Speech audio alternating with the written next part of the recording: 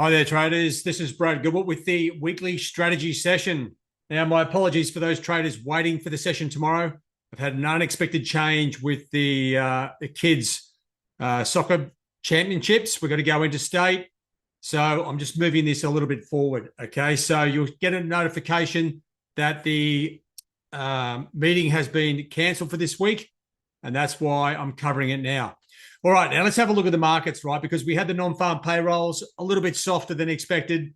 And if you're having a look across the major currency pairs, you get that little blip to the downside. For the euro, sterling, Aussie, it's a little blip to the top side, right? You get that little move up. And what that is, you got to understand that's repositioning in the market, right? So that's like a general fundamental shift. And now, okay, we had a little bit of strong dollar. So the market shuffles their positions. And now we can start to sort of plan where the trading opportunities are. Now, I left my trend lines exactly where they were from the other day. You can see actually it had broken higher above the euro trend line there before the release. Now, that would have been a calamity, right? Price action, US holiday, everything that was going to be weird was in that sort of release. But now that it's come and gone, we do have some answers. We can start drawing our trend lines here around what's going on, because the best thing about weaker numbers, it's going to push euro, sterling, Aussie, Kiwi higher, right? And give the dollar CAD a bit of a push lower, dollar Swiss. Well, the beast, you can see it's like up for anything, right? I'm reluctant to say it goes up or down. At this stage, everything's been forced on dollar yen. I still think it goes higher. So that's where we are. We are going to come into some good trading conditions now that we got those weaker dollar numbers. Okay, so keep an eye on, come over the signals, right? Because that dollar strength that we saw for the last week put all the currencies in like no man's land, right? In the middle of nowhere. No one's trading at that point. So what we're going to start to see are a lot more of the major currency pairs lining up, right? That's what I expect to see during the week. Now, what's going to help with that? Well, the economic numbers. Okay, so I've isolated the medium to high numbers here. So let's just have a quick look through, right? You've got some Eurozone numbers. These are like second or third tier numbers, okay? The lower the tier, the bigger the variance you need to get something moving, okay? But one thing that you can do just by glancing at your charts is you're trying to work out, is there momentum in the market? Well, the euro has gone up. See how it's like consolidated. You get that sort of flush out and then it sort of flat lines, right? These aren't the numbers that are going to really move that at this point. But the good thing is, if you scroll through the week, right, there's no inflation numbers. There's no, well, we do have the RBNZ. They are expected to hike rates. So that's something to sort of understand that is factored into the Kiwi already. FOMC minutes. Okay, we've got the Chinese CPI numbers. Now, this will be potentially important for the Aussie and Kiwi. So I'll be sort of looking at that at the back end of the week. I'll be having a closer look at those pairs. And then you come down into Friday, and every second month, the Canadian unemployment numbers get a chance to shine, right? These are the focus. So Friday, yep, maybe have a look at the CAD and the CAD crosses, see what's happening there. But there's nothing really to upset the apple cart through the course of the week. So what that means is we should start to see some natural flow. And what I mean by that is, right, the dollar's given us a little bit of weakness. That should start to slowly creep in, and we should start to see these instruments start to climb, right? The dollar pairs start to fall. Euro, sterling, Aussie, Kiwi start to climb. It's really going to come down to the RBNZ, what happens here on the Kiwi. But that's where we are. Now, with this change, as you come into the start of the week, right, we've had a bit of a big push on the downside over the last week or so, right? Sterling, big push down. But look where it's back. It's right back at resistance. Okay, so what you're doing visually on the daily charts is you're sort of just getting a feel for what's actually happening here, right? Aussie was under pressure. Now it's coming back. It's right on that trend line. Kiwi under pressure. It's starting to bounce. Euro, it's got a bit of work to do, but we do have a great trend line coming up, 150, 170 points away. So it's just going to take a bit of time for the technicals to build up some pressure. If you're having a look across the indices and commodities, well, I tell you what, they're right on the NASDAQ, right? Mini is right on the support trend line. You'd be sort of adjusting that line. It's sort of just breached. And then if I can just get that on there, I'll come back to that. So you can sort of start to see where everything is, right? Now weaker US numbers, you'd think would be like, okay, so that leads to potentially lower rates, hypothetically. So you'd think the equity markets would go up, but you know what?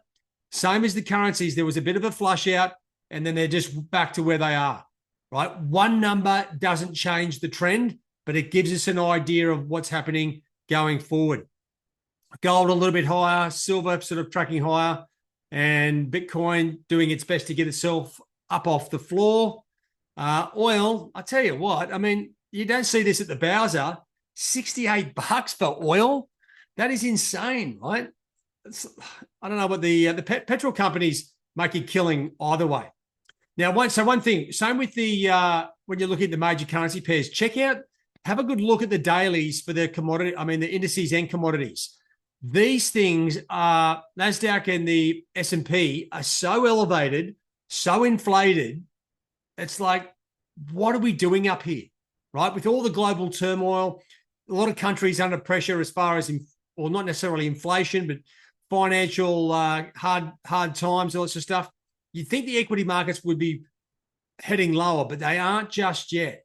So we're still waiting for that black swan event to flush these out, but they are just sitting up here. It's almost, well, I'm always waiting for them to break down, because how can you be at record highs when everything's a little bit cuckoo on the other side of things? Just looking at gold, it looks like euro, right? Coming back towards previous support levels, acting as resistance. Silver still down, and you can see Bitcoin still under pressure, and the big clean out there on oil, right? So the idea is, by looking at your daily and hourly charts, you're getting a feel for the big picture. What's happening on the big picture, right? It's nice and calm. You come over and switch over to the hourly charts as rock and roll, right? This is like a wrestling match. This is where the wrestling goes on. So right now, I would be encouraging you to redraw your trend lines. We've got a new high here. You can see exactly where it is. If I can just get some data up here, I'll be adjusting. Well, I'll leave that trend line there for the moment. I'll just change it to my sort of previous one broken. You can see it's sort of, that is like a key pivot line, right? Like a proper technical pivot line. It's sort of just been hanging around that sort of level. Not something you would, buy and sell against, but something where you see momentum shift, the price action. Well, in actual fact, right now, it's above that, right? So that's something you're like, wow, okay.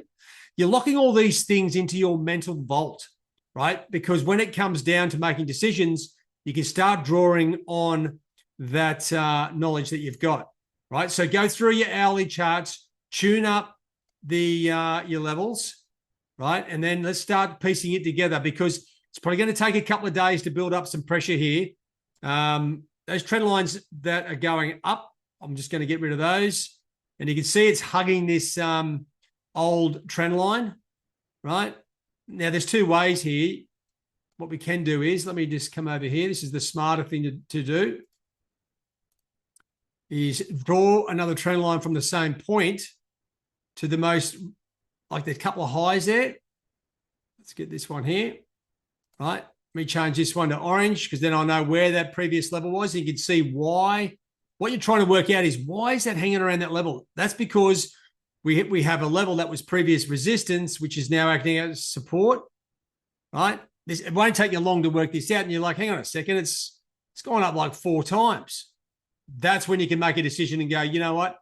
That actually sucks. I'm taking it out. So what you want to do is analyze, make a decision, and then clean it up. Because now, if I'm looking at the Sterling chart, it looks a lot easier to read, and you can see the levels, right? You've got a resistance level on the top side. You've got support on the downside. Short-term trend is up. This is where the signals will start firing again, okay? In the middle of nowhere, they're not going to do much at all. Now we're getting back into the ranges. That's when the exciting sort of part of trading comes back. All right, so that's where we are. Have a good look at the calendar, right? Check out the interest rate tracker. I think the Kiwi hike was a bit higher. I'll have to check that out, but not much else on the go here, right? You got everything on hold pretty much except for the Kiwis. So, what do we think about that? That's sort of like, is it good or bad? Well, it just means that there's no dramatic event about to happen, right? With everything on hold, you're like, you need seriously crazy numbers to get things moving. So just keep an eye on the numbers, keep an eye on your charts this week, because things will, like Wednesday, Thursday are your top days. That's when everything comes back together. Unfortunately for us, the top day, the RBNZ press conference, this is as loose as a goose. Now, a hike is factored in, right? So, but, 30% chance of a no change. That's enough to sort of really rock the boat. It's going to come down to what they have to say. The FOMC minutes, I don't think there's going to be much in that. From what Kevin Walsh was already talking about, they're not going to be sort of giving us too much information that we don't need. Like, they're not going to micromanage the economy these days. But you come into Thursday, definitely for the Australasians, the CPI numbers, definitely worth a look. And then you've got the CAD employment numbers to finish the week. We've got a nice flowing week. It's just going to come back down to the technicals, right? Trading the technicals, check out that course, because that's what we're going to be doing, right? I'm thinking with a slight dollar bias, bearish bias, that should see us kick home. But take the guesswork out of it. Just follow the signals, right? They'll tell you whether the instruments are going up or down, and that's when we turn on. Now, I keep saying this because traders ask me, say, oh, there's no signals at the moment. No, there's not, because the markets are in a very weird place. But I tell you what, this is the thing. When they do kick off, we'll have signals on everything. And then you'll be like, there's too many signals. I'm like, I know. I wish there was only one every day. That'd be nice.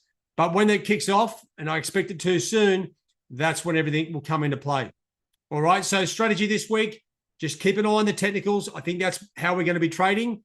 No massive numbers to really worry us too much.